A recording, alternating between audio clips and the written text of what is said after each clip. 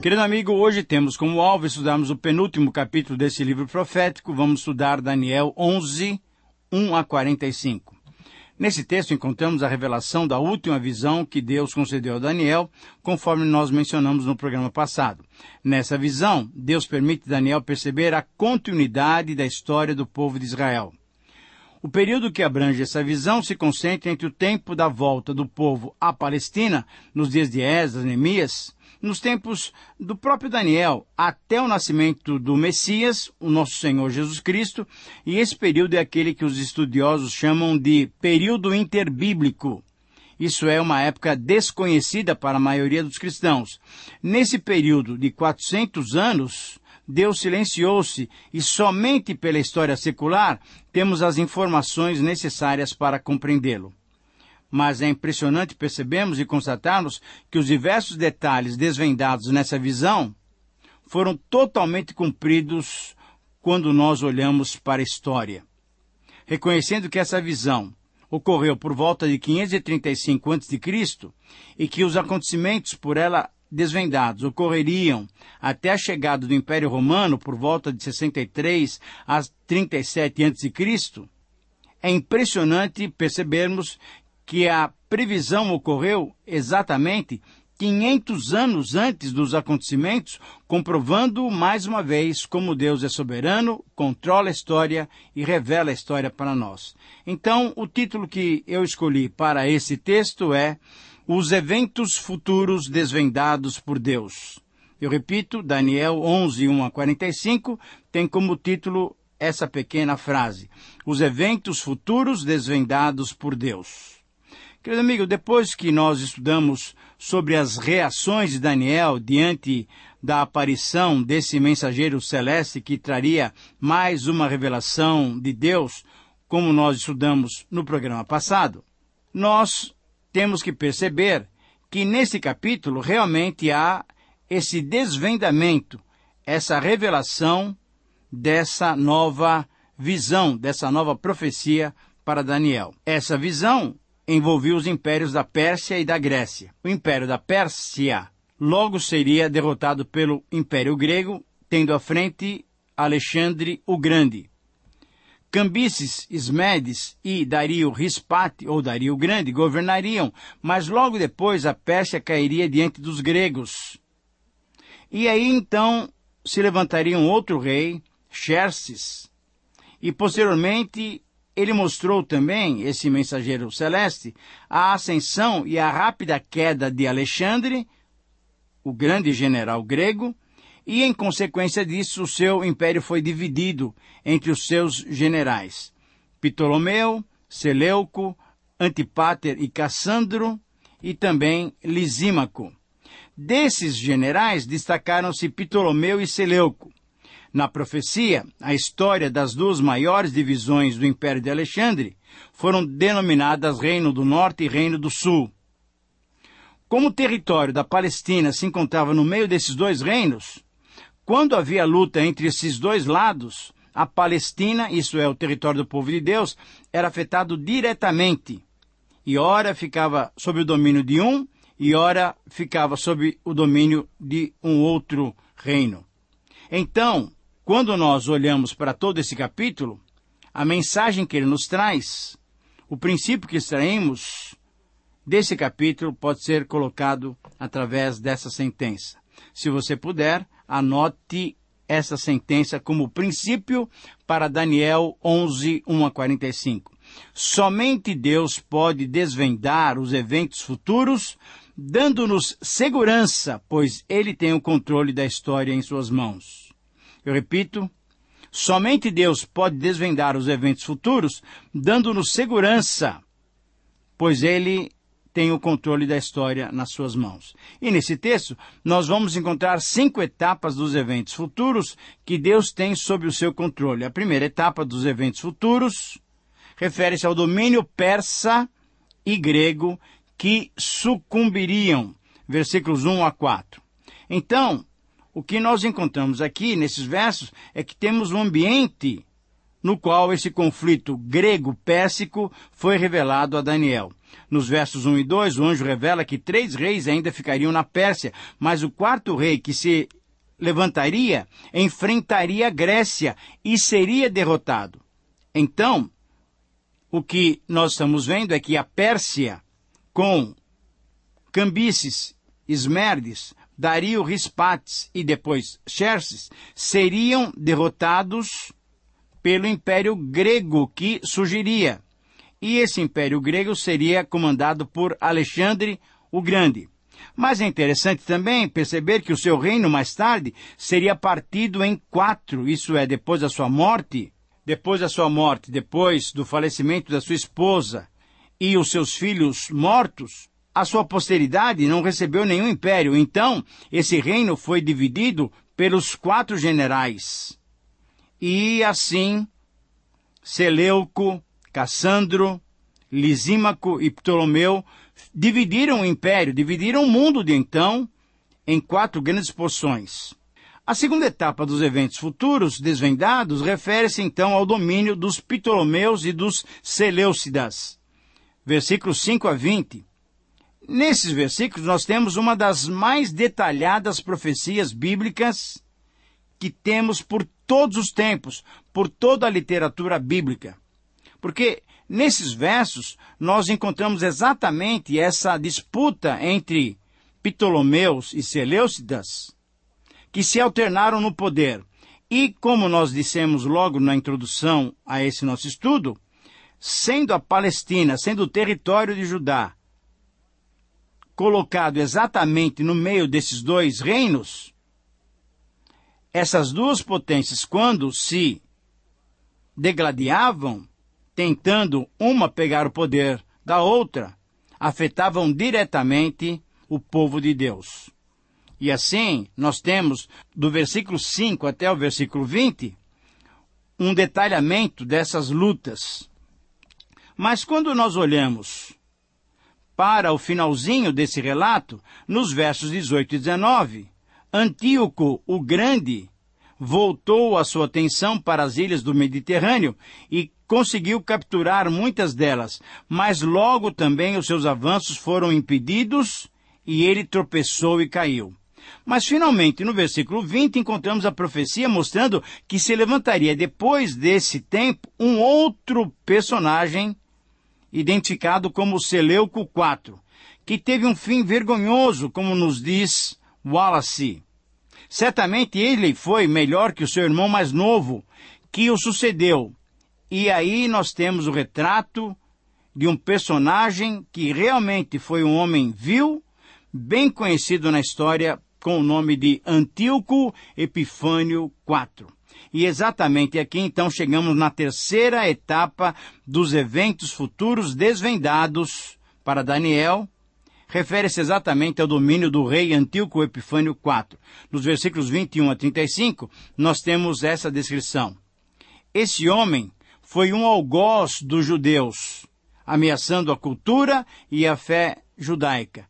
Ele provocou, com as suas atitudes, a revolta dos macabeus, provocando, então, os judeus, profanando o templo de Jerusalém.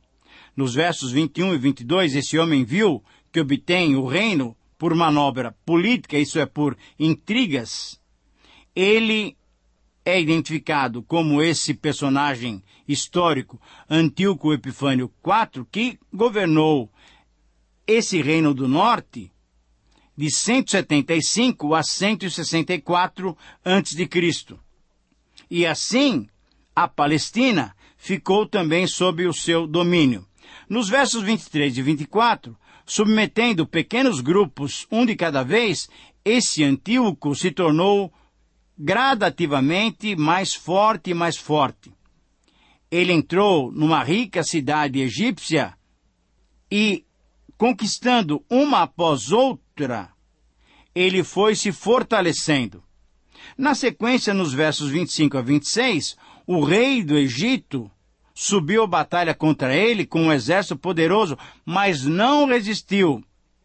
Até mesmo seus amigos, os que comeram os seus manjares, conforme diz o texto, ajudaram na sua derrota, dando-lhe um mau conselho. No verso 27, temos mais uma prova da soberania e do controle divino sobre os reinos humanos, porque os dois reis, o do Egito e esse Antíoco Epifânio, sentaram-se à mesa para estabelecer paz, mas um mentia ao outro. Por quê? Porque estava determinado o tempo em que Antíoco Epifânio realmente controlaria totalmente aquela região. Nos versos 28 a 30, Epifânio retornou à Síria, levando grande espólio de guerra, tendo aniquilado os egípcios. A história diz que também, nessa mesma época, começava a surgir lentamente o império que seria posteriormente denominado Império Romano.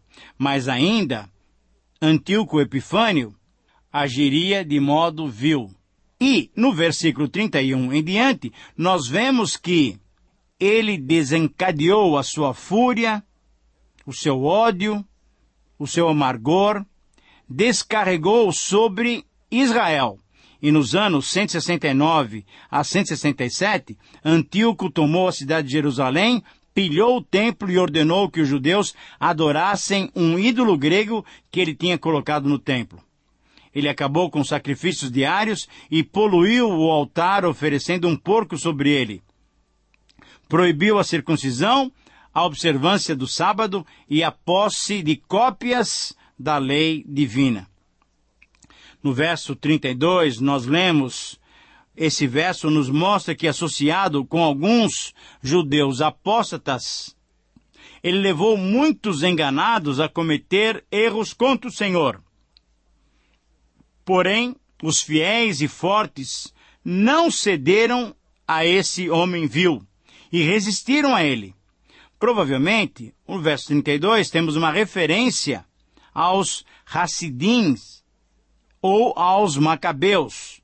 Nos versículos 33 a 35, terminando esse parágrafo, descreve-se então a grande perseguição desse homem vil contra o povo de Deus, que separou o restolho do bom. Os sábios, os fiéis, conforme diz o texto, se mantiveram com a verdade, mas muitos foram mortos. Isso foi cumprido com os Macabeus, que começaram em 168 a.C., uma revolta grande, através de um velho sacerdote chamado Matatias. E esse homem tão sério, amante da lei do Senhor, foi seguido pelos seus 5 filhos. E, nos versículos 36 a 39, encontramos a 4ª etapa dos eventos futuros, desvendados, e esses eventos referem-se ao surgimento do inimigo maior do povo de Deus.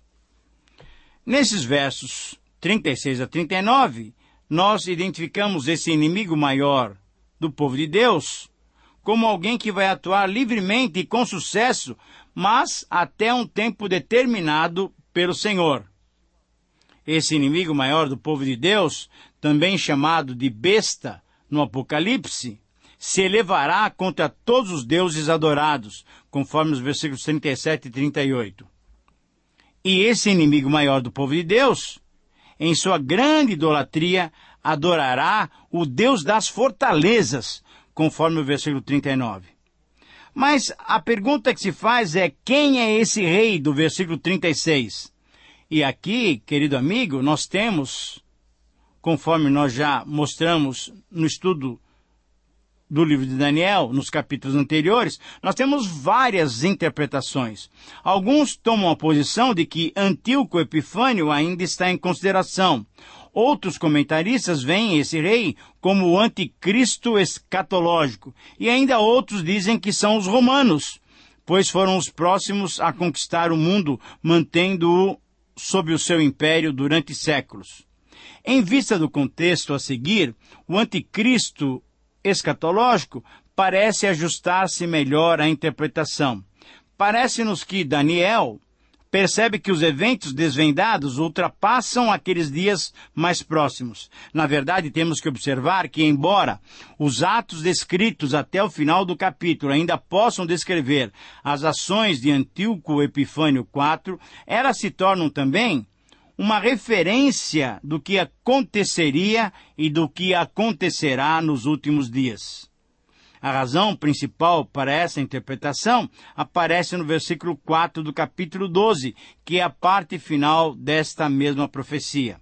Ali lemos: Tu, porém, Daniel, encerra as palavras e sela o livro até o tempo do fim. O tempo do fim é algo remoto e certamente mais grandioso, até mesmo do que os pormenores históricos de todas as ações já estudadas. Mas o texto prossegue e vemos que no versículo 36, esse maior inimigo do povo de Deus exalta-se e engrandece-se acima de todos os deuses e blasfema contra o Deus dos deuses. Isso certamente se ajusta ao anticristo escatológico, embora também Antíoco Epifânio fez exatamente isso. Ele forçará a adoração a ele mesmo, como Deus, e vai perseguir o povo de Deus. O anticristo escatológico também fará essas mesmas coisas, conforme nos relata João no Apocalipse 13, 5 a 7.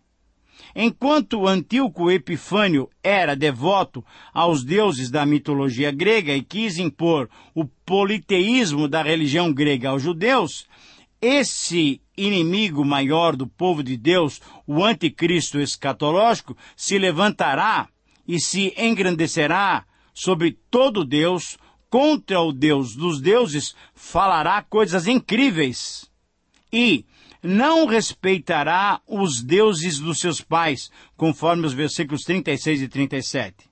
E ainda, nesse versículo 36, vemos que ele prosperará até que a indignação seja completada, ou seja, até que a indignação do Senhor contra o seu povo se complete. Assim, como instrumento, o Senhor Deus usará esse homem vil e ímpio na disciplina contra o seu povo, demonstrando mais uma vez que todo o poder está submisso ao poder divino. Nos versos 37 e 39, esse maior inimigo do povo de Deus é descrito como devotado ao Deus das fortalezas, isso é, o seu poder era o seu Deus. Ele adoraria e serviria ao seu próprio poder. Parece um quadro triste para o povo de Deus ter que enfrentar esse homem. Porém, temos que nos lembrar das últimas palavras do versículo 36, porque aquilo que está determinado será feito. E essa, querido amigo, é a segurança que podemos ter. Nada acontecerá fora do controle e da permissão de Deus. Enfim, a quinta etapa dos eventos futuros desvendadas a Daniel refere-se aos conflitos finais promovidos pelo anticristo. E aqui sim, refere-se ao anticristo escatológico, versículos 40 a 45. Nesses versos, esse maior inimigo do povo de Deus derrotaria tanto o norte como o sul e entraria também na terra gloriosa, isso é, no território de Israel. Nos versos 42 e 43, percebemos que acontecerão conflitos entre o anticristo e os seus inimigos políticos. E no verso 44, pode ser uma referência à batalha do Armagedon. Mas esse homem terá o seu fim. No verso 45, a esperança que nos anima a continuarmos andando com o Senhor é que ainda que esse homem vil e iníquo plantasse os seus próprios tabernáculos, o fim desse reino mundial já está determinado por Deus. Ele chegará ao seu fim e não haverá quem o socorra. Querido amigo, vitória divina, vitória do povo de Deus. Muito bem, podemos concluir esse estudo pensando em 3 lições relevantes para nós. Embora não tenhamos nenhuma menção a Deus nesse capítulo, é certo que Deus controla a história. Segunda lição, em relação aos dias finais da nossa era, é importantíssimo que enfrentemos grande oposição. Mas também é certo que nós devemos saber que a nossa preparação deve estar pronta para nos encontrarmos com o nosso Senhor. E em terceiro e último lugar, a grande certeza que esse texto nos dá é que no final, o mal será derrotado. A vitória pertence ao Senhor e aos seus santos. Querido amigo, eu espero que você esteja alegre por pertencer ao povo de Deus, porque a vitória é daquele que crê no Senhor Jesus Cristo. Que o Senhor te abençoe e que você possa fazer uma avaliação séria sobre a sua vida. Um grande abraço e até o próximo programa.